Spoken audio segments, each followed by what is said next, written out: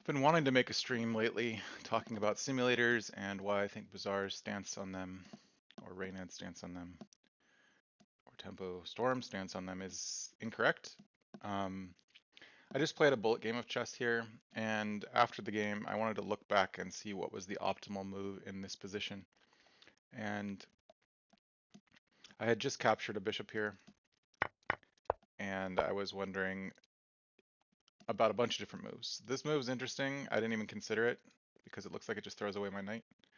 The engine is giving me +9 here in this position, and I was not aware that I was ahead by so much. I thought I was ahead because I had captured a bishop, but I knew that I had to move my knight or it could be captured. So I moved my knight here, and that gave away 5 pawns apparently. Now learning this after the game is not cheating, right? Being able to spend time with an engine and analyze what you could have done differently is an important part of many games online. Um, Particularly chess has become a better game because we're able to do this. The best players in chess today would destroy the best players in chess, 50 years ago because we have AI that has analyzed lines so well. And the top level players are learning with the assistance of these tools, including AI. Um, and Stockfish, and being able to see like, okay, here are the possible different moves for black. Taking the pawn is the best one, but only by a little bit. He can just chase my knight around a bit first, and then he'll probably take the pawn eventually. Or he could do something different, right? Like being able to analyze that is important. Now, a game that I just had in the Bazaar, not this one. This one I was examining why the simulator wasn't working correctly. I'm about to push a change to it that makes it actually work correctly against the Viper and other fights like this. But basically, the game isn't actually poisoning equal to 10% of this item's damage, because one is not 10% of this item's damage. One is 20% of this item's damage. And the game will poison you for 20% of this item's damage in this scenario because it rounds up to one, poisons you for one, and then you take 1 damage per second for the remainder of the fight. That's not how my simulator was doing it because I didn't assume that that's how they were doing it. I thought the one was just a display rounding and it was actually doing zero point 0.5 poison and you were actually taking zero point 0.5 poison damage, and that the poison would add up over and over. So the next time it hit, it would now have 1 poison on you. Whereas in the actual game, you'll have 2 poison damage on you after this hits twice. So there's lots of little differences like this that I'm still discovering. The simulator is not perfect with the game. I'm about to push this release along with a couple other bug fixes from the latest items that they released. And uh, a game that my friend just had, which was really, really awesome. He had this board set up here on the bottom. This primordial depth charge item is still bugged and I'm trying to fix it. It's not burning at the moment, but that's not important for our discussion. Um, my engine is coded to basically use regular expressions on every line of text. So a lot of the new items came in and just worked perfectly. Like these items, I didn't have to code anything and the item just worked perfectly because it looks at the text and knows how to write the code based off of the text basically. But this text construction where you have do something, comma, and do something else, I don't have that programmed yet, and I still need to program that. Okay, so in the same vein as like analyzing a chess position, I was able to come in, he got 10 wins, he was happy, he had a good time. But we were both wondering, he had this restorative shipwreck in his stash, and it had only 50 healing on it, and he could have taken a temporary healing for the day, which would have given it more healing. Now, if I change this to 50, you'll see that the win chance changes pretty drastically here from, uh, actually, I thought it was going to change more drastically. I guess the bottom board has a much higher, there's like a lot of scenarios where it ties because the poison stacks up so hard that in 1 second they're both hitting each other for quite a lot of damage and they tie. And so this win chance accounts for the chance of a tie as well in both cases. Um, but yeah, you'll see that this guy's win chance will change from 17, has to run 1,000 battles, to 15, um, if he's able to heal himself a bit better. Okay. Um, yeah, so I believe that being able to do this kind of analysis outside of the game instead of having to wait for a whole nother game where you try the board setup and the variables are very different is valuable and not cheating. When you're playing the game and using the simulator while you're playing the game, it's like using the chess engine while you're playing chess. It's not fun, right? You can write a bot to do that, and the bot can do that, and you're not even playing the game anymore. Um, and you're just cheating. And people in chess get banned for that all the time. In the chess tournaments, there's something called Titles Tuesdays on Tuesdays, and if only people who have a title can play, like a candidate master or a international master or a grandmaster and so on. And they have pretty strict anti-cheating in those tournaments now because cheating has become such a rampant thing in the chess community, especially at high levels. A lot of GMs are being called out as cheaters, and they need to prove that they are not cheaters. So you actually have to install software that monitors every other program running on your computer. You have to install two different cameras that make sure no one's standing in front of you or behind you that maybe has an engine on their phone that's spectating your game or something like this, and then telling you the correct moves via like flashcards or something. Because the cameras also have to be able to record audio. Um, there's all kinds of craziness in the anti-cheating in the chess world. And I don't think that the game like the Bazaar really matters if people are cheating that much. Um,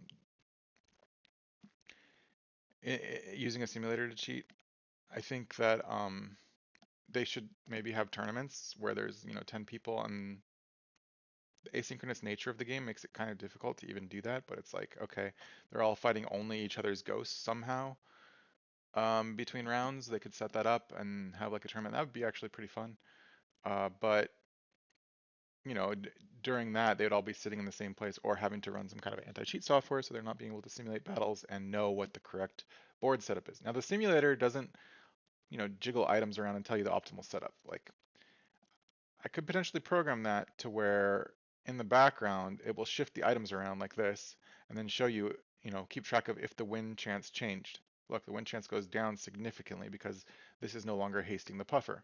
So clearly the engine would know this is not a good setup, and it would run through all possible variations of all possible positions on the board with your items. And potentially you could even do this with items in your stash. And this is where I agree with Tempo Storm and Reina that this tool would hurt the game if it did that. And I think the tool even hurts the game to show these win percentages. So in the public version of this website, I don't allow the showing of these percentages as you move items around. I don't think that you need that to learn from, but maybe I would only do this if they gave me permission to show this, and I don't think that they'll ever do that. But maybe. If this were on the official website and there was some way for them to only let you access this tool while you're logged in, then they could know if you're in the middle of a run or not to let you use the tool or not. Then I think this tool would be really good and really like supported by them in the sense that like I mean, you could just have your friend log in, I guess, while you're playing a game if he's sitting next to you. So there'd always be ways to cheat, but like just like making it a lot harder for cheaters to cheat would be a good thing. The problem is that this is not the only simulator that exists, and there are other simulators that are using the actual game client code base to get the code that they've actually written in the game to work external to the game, and give more accurate versions of these numbers. So I'm kind of guessing that this is, the way that the game would run the battle. We can click start battle, we can see it happen. It slows random items, it freezes at random items. I've tried to implement everything the same way it is in the game, but there are subtle differences that I'm still discovering. Um, a lot of people have theories on how charge queues. They're saying it queues every point. It has a 0.2 second internal cooldown. I think it's a 0.1 second internal cooldown. A lot of stuff isn't known because I don't have access to the developers. If I were in there at Temperstorm, I would just acquire me and put this on the official website as a game tool and not allow and like force you to log in order to use it, and then not allow you to use it while your game is currently in a game. So like after you finish your game, you'd come to the site, you'd play around, you'd learn, you'd be able to see all your previous runs, load boards of your enemies, redo the fight against a particular enemy, and see what you could have changed to do better. I think that that tool is one that they should have on their official website, and I'd be happy to, discuss an acquisition of my work so far. Probably I could help them in the game. Like there's bugs in the game that don't exist in my tool. So they've programmed things a lot differently than I have, and they're working in a Unity environment, which I'm not as familiar with as this JavaScript environment. So it's just kind of a different setup. So I don't know if it would make sense to do any kind of acquisition like that, anyways. But I'm working on making a daily puzzle out of this kind of setup at the moment, and I think the daily puzzle is one that's being received really well. I had 3,000 people log in to the site yesterday. Of that, a lot of people looked at the puzzle, tried to make their guess on the puzzle, and then just left because they didn't want to have to log in. I'm probably going to push a version of the site that doesn't require login to like see what the puzzle solution is. Um, but if you want to like remember your vote for the future, then it will require login, which yeah allows people to cheat on the puzzle. But you know, what does that really accomplish? I can show leaderboards of you versus everyone else, but then that would just be all the cheaters on top, right? So that leaderboard would look pretty funny. Um, and that's kind of, I think, their concern is that they want to have a game experience where they can show a leaderboarding game or some stuff like that. I love what they've done recently with showing you like which ghosts you've defeated, and you have like the player name there, so you can like message your friends when you've defeated them.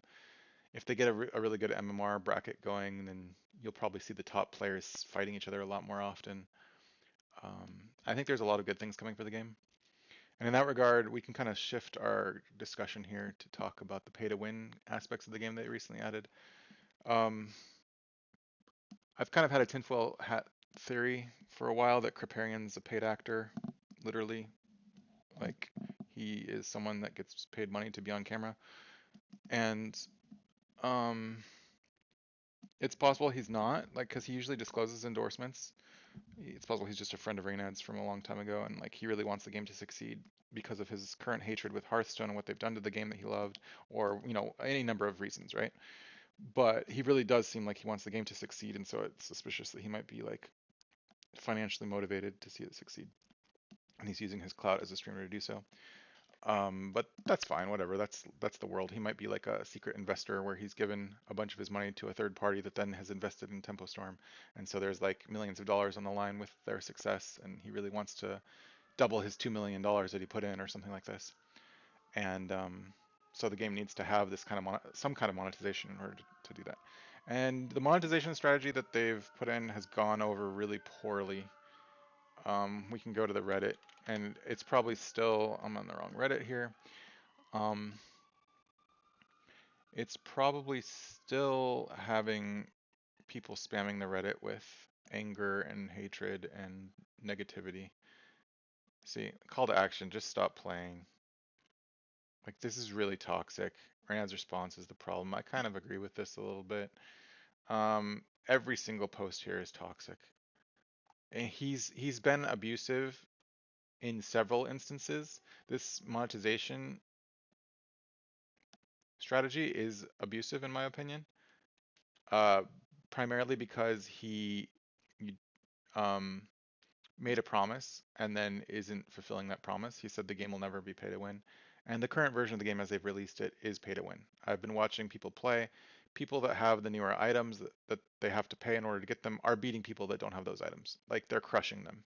Let's be honest. And if Kriparian wasn't a paid actor, he would be bashing this decision. Or if he wasn't a friend of Reynad's, he would be bashing Reynad for his response and the way that they're handling the situation. Um, these memes are terrible. Um, this isn't the right way to attack the problem is with this kind of toxicity. And I'm surprised, like for a while yesterday, the subreddit was like closed. Like you couldn't make posts, you couldn't see posts. They've opened it back up because they realized they would get even criticized for that potentially, or maybe it was just, you know, getting too much traffic or something. I mean, people are just posting toxic stuff after toxic stuff. Like there's thousands of people out there that are very angry.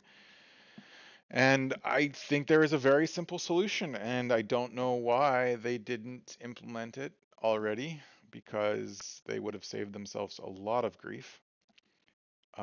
When you're asynchronously battling against other people in the game, if you're not a paying customer and you don't get to see those items, you should not have to see other players that are using those items.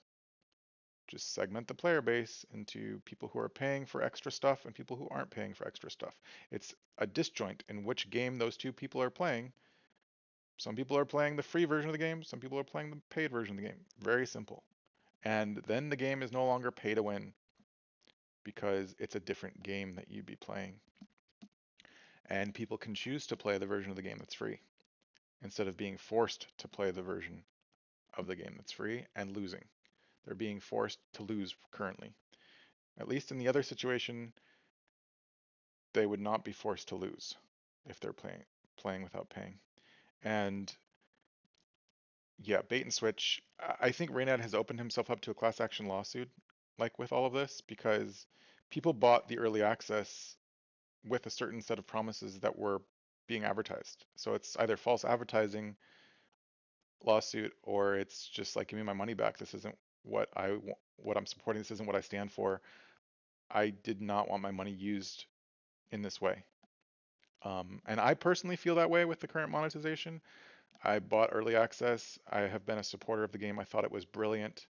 Um, I started building tools almost immediately because I really wanted to see the game succeed and I wanted to see the community thrive. I wanted to make like a daily puzzle where I'm going to have a streamer like reacting live to like the puzzle and trying to solve it each day, a different streamer, um, as well as a streamer that had the actual fight that's like showcased in the puzzle.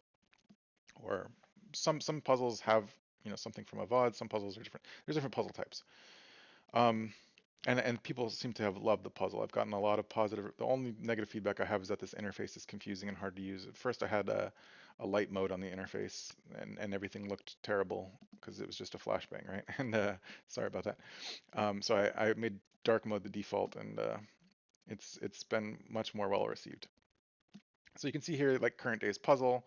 Um, it's a burn battle between sorry, this guy's trying to do a drill burn board versus a puffer haste poison board, and it's you see the puzzle, you try to solve it. I guess I'm giving away the solution here, but the puzzle does show you.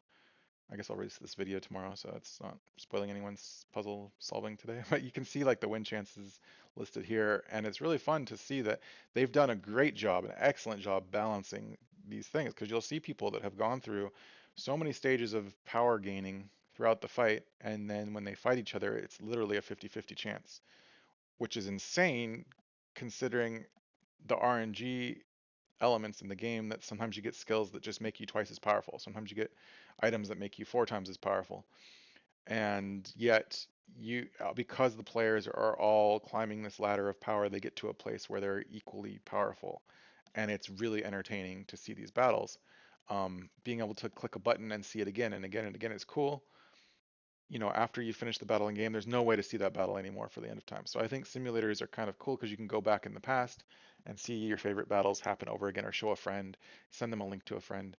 One of the cool things about this game, or about this site, Bazaar Planner, is I can just click this button, get tiny URL, and it will make a URL out of this board, right? I can click that. Okay. The URL is very small. It just has like a hashtag at the end, a slug that they call it.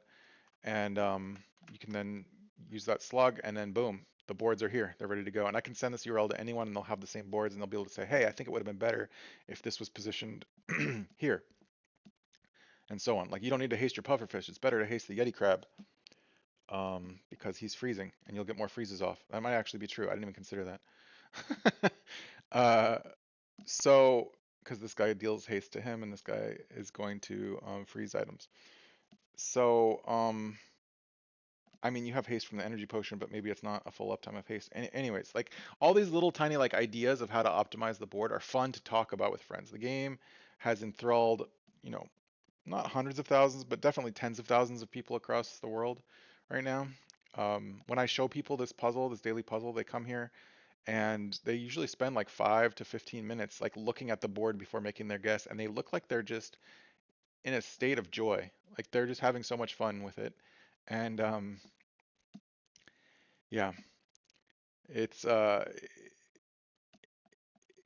like Temple Storm has created a unique work of art, is what I'm going to call it here. And then they've taken a dump on it with their recent monetization stuff. And it's just like, why would someone do that to the work of art that they just created? Um, and it's sad. I mean, they need to make money, but that's not the right way to make money. I mean, they're ruining their artwork. It's making it less valuable, so people are going to want to pay less for it. Um, that's my idea on the monetization stuff in a nutshell. And that's about everything I wanted to say. I think I put and more in the stream title, but I think I'll save the other bit that I wanted to talk about. We might be doing an interview with the creator of Bazaar Tracker. He doesn't want to be on camera, um, or a podcast, but he said he's willing to like be in chat while we have a streamer like asking him questions about it. I'm just curious about his experience like developing tools for other companies. He made a really big plugin for Hearthstone, and Blizzard didn't respond negatively the same way that Raynad and Tempo Storm have responded towards his tool, where they DMCA'd him and told him to take it down.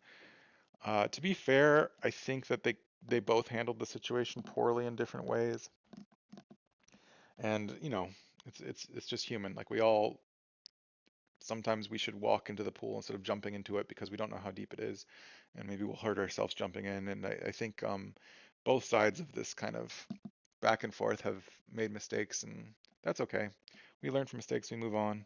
I think that Bazaar Tracker, what they're doing is very similar to what kind of they're doing in game, and maybe they just said, hey, we want to do this ourselves, and we're going to monetize this stuff ourselves. We don't want you doing this now in early access when we're going to release similar features later, and then the player base will be confused by having already installed your program and seeing different elements in game that we're trying to put in game ourselves. Like they have really good points for why that might be problematic. Um, I think the overlay in general just shouldn't have been done. Having it in another window would have been fine, and it would have angered them a bit less. But that being said, Raynad and Tempo Storm were trying to shut me down as well. They told me I should turn off the site. And I personally like building tools. I like playing around with tools. If they DMCA me, I might just replace all the images, with other images. They can't have IP over the concept of the name icy pufferfish or freeze one medium or small item. Like these things that they're using in the game are not their IP. They've copied it from other games. So they're thieves just as much as I'm a thief in using their stuff here, but I'm a good thief. I want their game to be successful. I want more players to want to play it and enjoy playing it, and the tool that I've created will cause more people to enjoy and play the game, in my opinion. Um, I could be wrong. Maybe he knows something I don't know in terms of simulator stuff. Being able to see win percentages is kind of a cheat and might anger some people, but it's not going to anger them as much as having a pay to win game. So I don't think I'm the one out of touch with that. Clearly, we can look at Reddit and see who's the one out of touch with that. Um, Although, I mean, you ask people to pay money for something, they're always going to resist. But yeah, there's hundreds and hundreds of these. I love pissing my player base off. Look, man, he helped me through a very tough time, so he means a lot to me. Okay, you just gotta respect it and do legal for serious and cool. Like these memes are hilarious. Like you can literally spend hours not playing the game and having so much fun watching other people not play the game. So, in that regard, the game is great. This is only proof that the game is great because people wouldn't be this angry if the game was shit. They'd just go play something else. But they want to play something that he's not making available to them, and so they're angry. Uh, that's my take. Anyway, so I'm gonna start posting videos like this, maybe weekly, inviting people onto Discord, having a couple people involved, talking about the state of changes in the game, you know, talking about tools outside the game, how to get better at the game. We have a wide variety of topics we want to cover, but we're always open for suggestions. Anyone that has any ideas on how to make the game better, that would be great. Or how to make the tools that we're building better. You want to see something else up here besides a daily puzzle or a simulator, let us know what we should build.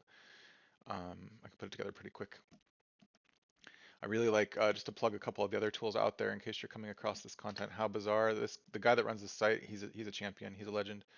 He has made a really good design, really simple interface, really, really nice way of searching through filters and finding items and chance and skills and all this stuff. I originally had reached out to him early on and said, hey, like, do you mind if I scrape your site because um, I need to get all this data and I don't want to scrape the game files.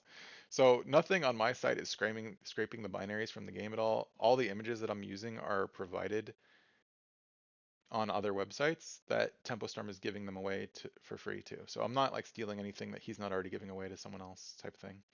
Um, the guy's name that runs this is named Mio, and he's made an API available. If other developers want to build upon his work, you can go to like API/items and you just get a JSON list of all the items.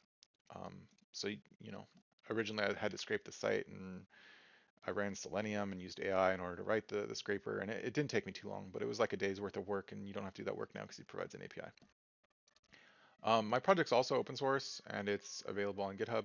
If you want it, just contact me. I have a Discord. I'm happy to answer any questions regarding it. I would love other help working on it. so that, when there's a patch, I don't spend 4 hours trying to get the items working. It only took me about 4 hours, maybe less, to get the items working, although there's still some like this that aren't quite working, so maybe it's taking longer.